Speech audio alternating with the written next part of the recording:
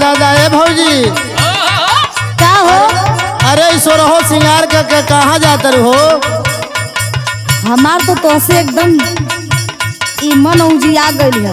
जब मैं तैयार होके घर से निकला तो पहले टोक टाक तू करबा, तू इहे कुल करबा घरे भाई भैया ना हवे तो हम यहन बुझब कि आखिर काहे का बात भइले छे। अरे हम कहीं तैयार होके जाए तो से कोनो मतलब तो सुना तनी हमार बात। सुनावा का कहत हो? के करा पे करेलू सिंगार भौजी, हाँ के करा पे करेलू सिंगार भौजी, जाके बसल परदेसवा भतार भौजी।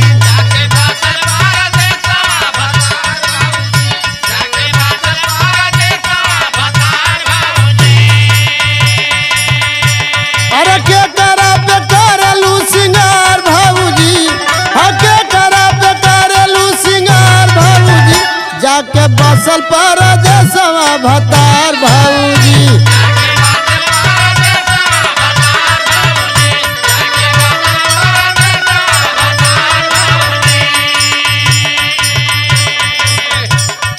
कजरा में नजरा मार माथ के टिकुलिया,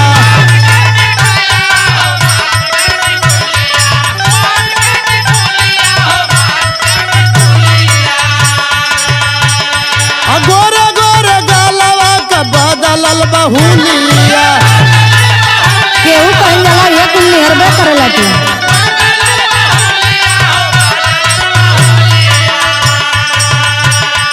गजरा में नजर मार माथ के टिकुलिया, गोरे गोरे गालवा के बदलल बहुलिया। गजब के चेहरा निखार भौजी, तोहर गजब के चेहरा निखार भौजी, जाके बसल परदेसवा भतार भौजी।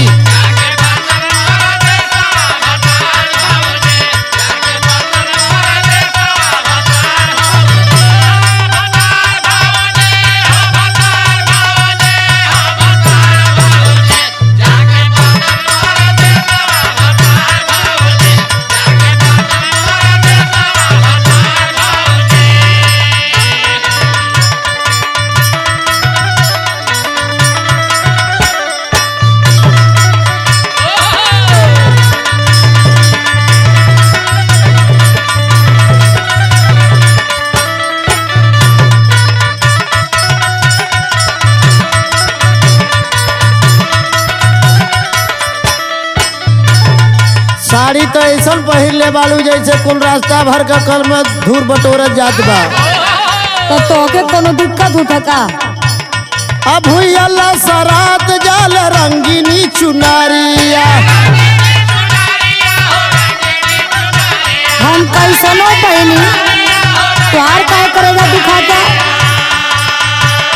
अब सवा के कोई ले खला पका कमारिया, नजरिया याम है।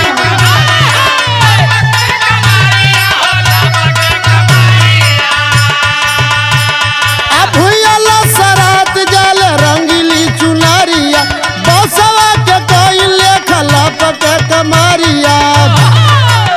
लगे बदलल विचार भौजी, जाके बसल परदेसवा भतार भौजी।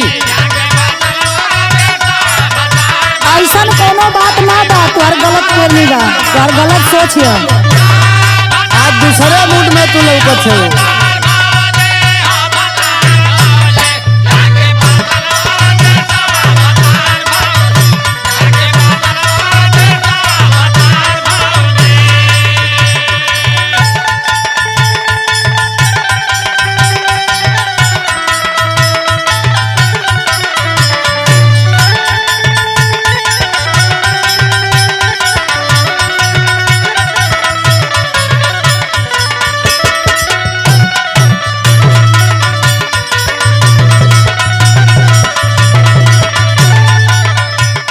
सुना ये तुहार जौन पायल छम दे बाजे थे घायल कर देते। अरे बड़ी खतरनाक भौजी बा। छम के पयालिया बनाव दिल दीवाना, कोनो भारी मेहरारू के एक तरह पावन तो पटक के मारी। लगे सम सगरी जमाना।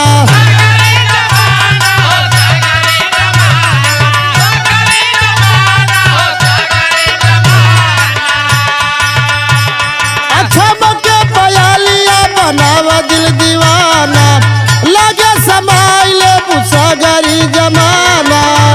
फागुया भीरम के मानिला विचार भाऊजी, फागुया भीरम के मानिला विचार भाऊजी, जाके बसल परदेसवा भतार भाऊजी। जमाना खराब है। छोट देवर हवा यही लिए कुछ कहत ना है अपन हवा।